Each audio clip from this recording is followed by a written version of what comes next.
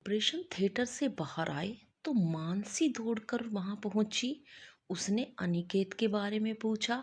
डॉक्टरों ने बताया कि अनिकेत खतरे से बाहर है, लेकिन उसकी टांग बहुत बुरी तरह से फ्रैक्चर हो गई है।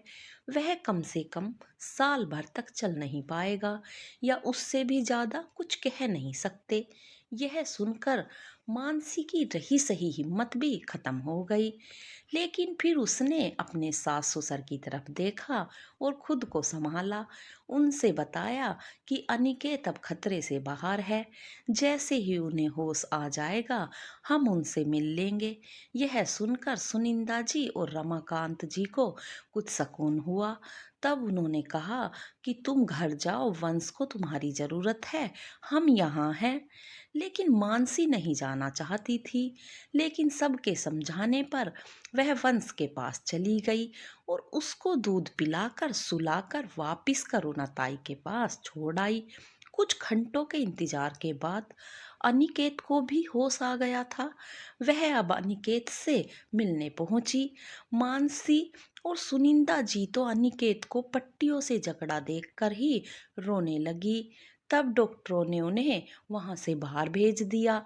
रमाशंकर जी बाहर आए और उन दोनों से कहा, अगर तुम दोनों ही उसके सामने रोओगी तो उसकी तो हिम्मत टूट जाएगी। इसीलिए अब जब भी उससे मिलने जाओ तो उसके सामने रोना नहीं।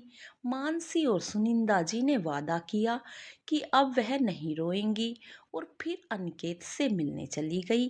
अनिकेत के एक्सीडेंट की खबर सुनकर सभी रिश्तेदार मिलने आ रहे थे और 8 दिन बाद डॉक्टरों ने अनिकेत को डिस्चार्ज कर दिया। अनिकेत घर आ गया, लेकिन उसने देखने वालों का तांता लगा हुआ था। एक तो अनिकेत के एक्सीडेंट की वजह से लगभग उनकी जो भी जमा पूंजी थी वह सब खत्म हो गई। सब कुछ उसमें खर्च हो गया था और अब ऊपर से रिश्तेदारों का आना जाना लगा हुआ था। वह लगभग बिल्कुल खाली हो चुके थे। लेकिन रिश्तेदारों की आवभगत करनी भी तो जरूरी थी। इधर रीमा रोजाना कभी अपनी सास, ताई सास, बुआ सास और फिर अपनी देवरानी जिठानी नंद किसी ना किसी को लेकर रोजाना ही आ जाती थी। और रीमा दोपहर शाम का खाना खाए बिना नहीं हिलती थी। उधर जब मानसी के घर वाले भी अनिकेत को देखने लिए आए, तब मानसी की मम्मी किचन में उसके पास जाकर उससे बोली, मानसी, यह ले, कुछ पैसे हैं, फिलहाल तुम्हें जरूरत होगी, तुम्हारे काम आएंगे। सुनिंदा जी किचन में वंश के लिए दूध लेने आ रही थी। जब उन्होंने मानसी की मम्मी को यह बात कहते हुए सुना, उनके कदम वहीं रुक गए। वह देखना चाहती थी कि मानसी अपनी मम्मी से पैसे लेती है या नहीं।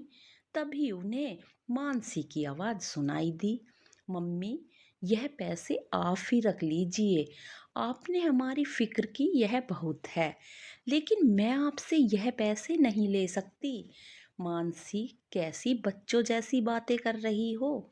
तुम्हारा बच्चे का साथ है, कुछ ना कुछ चीज की जरूरत पड़ती ही है, तुम यह पैसे अपने पास रखो।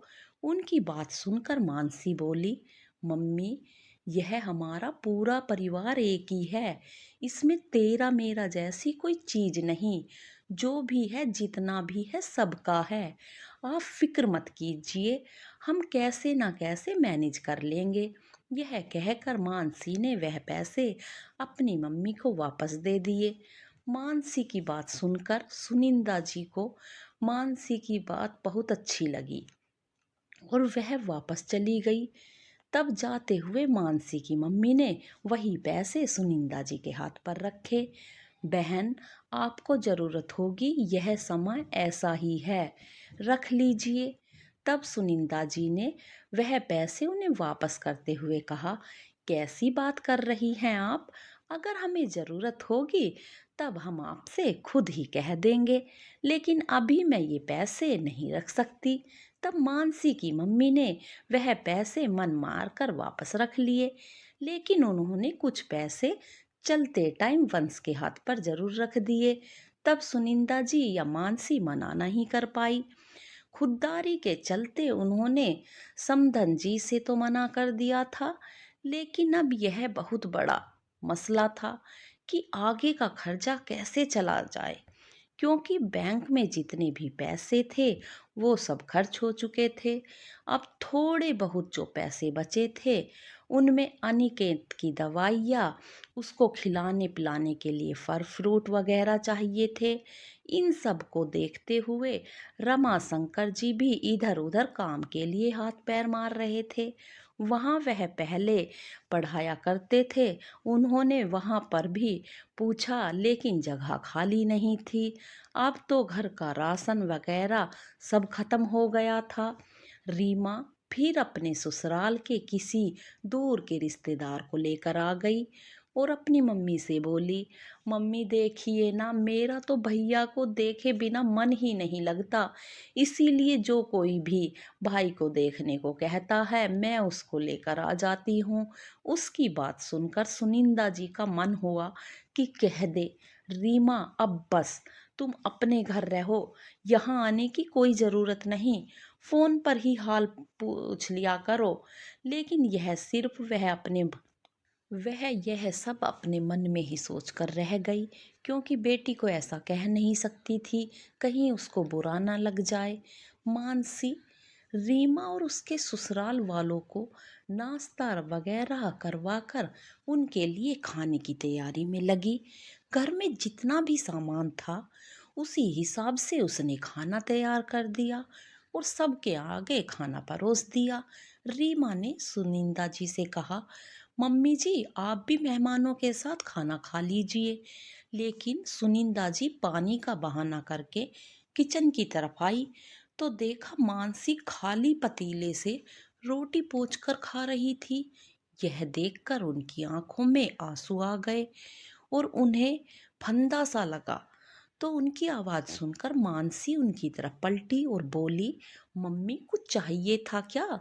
तब सुनिंदा जी ने कहा, हाँ वह पानी लेने आई है, और पानी लेकर मेहमानों के पास पहुंच गई। सबके कहने पर भी एक निवाला भी उसके मुंह से नहीं चला। वह बहाना करके उठ गई कि उनका पेट खराब है। इन हालातों को देखते हुए आज मानसी को अपनी गलती का एहसास हो रहा था। वह सोच रही थी, हमारे माँ बाप हमें इतना किस लिए पढ़ाते हैं? घर में बैठने के लिए? उसने कितने सारे कोर्स किए हुए थे और शादी से पहले वह स्कूल में टीचर की जॉब कर रही थी। शादी होने के बाद वह अनिकेत और घर वालों के प्यार के आगे वह अपने इस सपने को भी भूल गई थी। उसका सपना था कि वह अपना बुटीक खोले, लेकिन अब तो यह मुमकिन नहीं था। लेकिन फिर भी कुछ ना कुछ तो करना ही था। उसने सोचा, क्यों ना वह फिर से अपनी टीचर वाली जॉब पर चली जाए, और उसने अनिकेत से इस बारे में पूछा। अनिकेत उसकी बात सुनकर कुछ मायूस सा हो गया और कहने लगा, अगर मेरी ऐसी हालत नहीं होती तो तुम्हें नौकरी करने का सोचना भी नहीं पड़ता। तब मानसी ने बड़े प्यार से अनिकेत का हाथ पकड़कर कहा, कुछ ऐसा नहीं है अनिकेत, तुम ऐसा सोच क्यों रहे हो? बल्कि मेरी पहली गलती है कि मैंने पहले एक नौकरी करने के बारे में क्यों नहीं सोचा।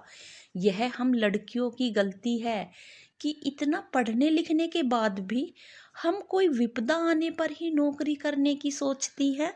हमें पहले ही नौकरी करनी चाहिए, अपने आप को आर्थिक रूप से मजबूत करना चाहिए। लेकिन अब जो गलती हो गई सो हो गई। अब मैं चाहती हूँ कि मैं फिर से अपनी टीचर वाली जॉब शुरू कर दूँ। उसकी बात सुनकर अनिकेत ने हाँ तो कर दी, लेकिन वह झिझक रहा था कि कहीं माँ मना ना कर दें। पर करता भी क्या? वह बोला, हमारा बच्चा बहुत छोटा है और मेरी भी तबीयत ठीक नहीं है, ऐसे में तुम नौकरी कैसे करोगी?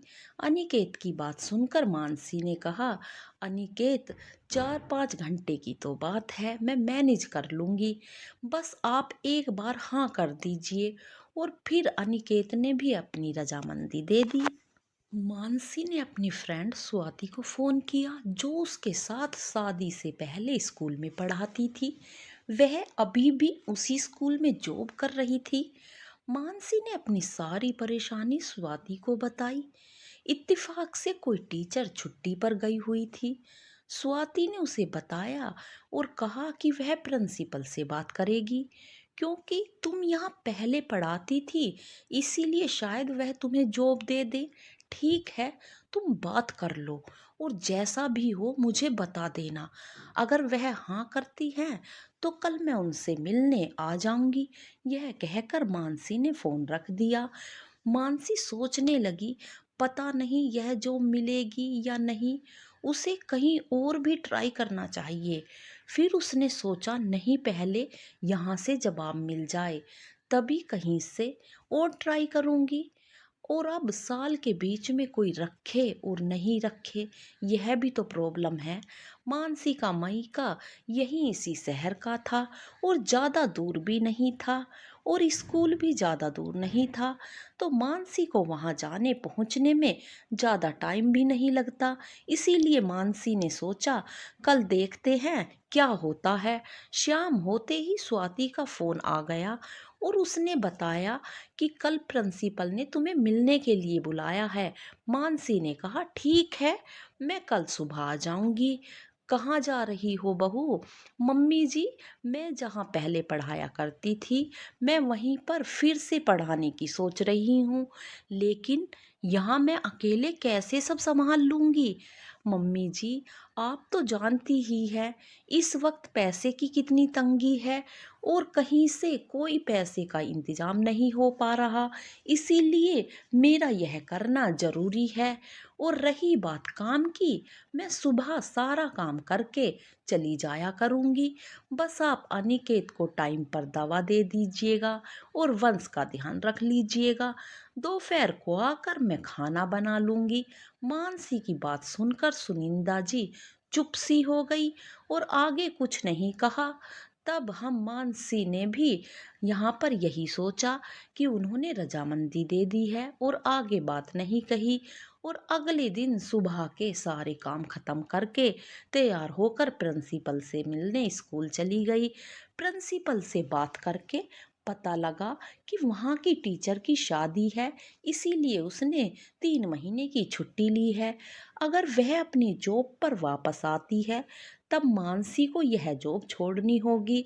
तब मानसी ने यह सोचकर हाँ कर दी कि फि- तब मानसी ने यह सोचकर हाँ कर दी कि फिलहाल तो जॉब कर लेती हूँ, फिर आगे कुछ होगा वो देखेगी।